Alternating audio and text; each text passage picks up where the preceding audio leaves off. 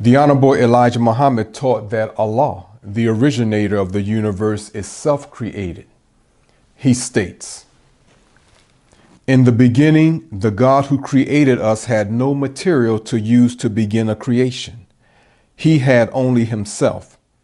Therefore, out of darkness, in the thoughtless and invisible, he brought out the visible vision and thought and idea. He made a brain which had the power to cover the spheres of our thinking and to produce from that thought what image or vision that the brain cells could conceive." This tells us the purpose and awesome power of the brain. The brain is the most valuable organ of all living creatures. According to the Honorable Elijah Muhammad, the originator brought forth the woman, the female, from himself after his self-creation. Why? Let us consider this very exquisite explanation from Brother Jibril Muhammad.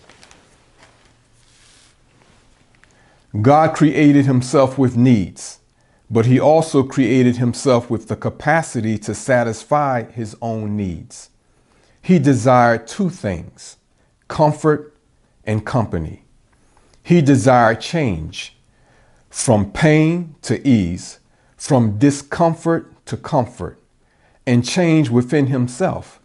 He also desired to see another being like himself.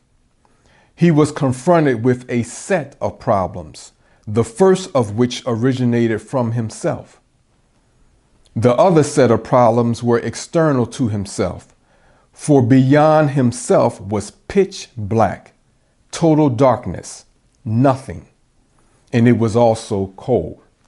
So he went to work to change things, both within himself and outside of himself.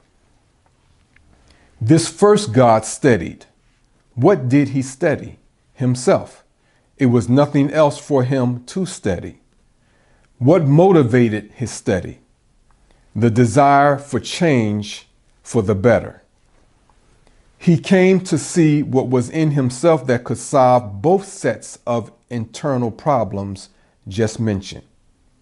Through this process of study, he generated the image of woman. He formed woman, his second self, from himself in his imagination. He conceptualized, designed, and determined the structure and function of woman. Why?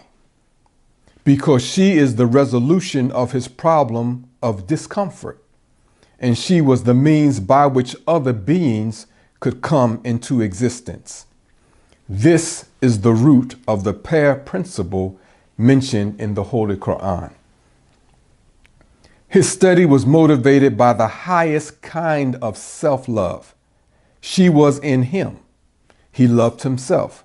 So he created her out of his love for himself, which was the love of her, as she was an essential part of himself. She could not help but love him when she came forth, for it was from his love that he created her. This is the root of marriage.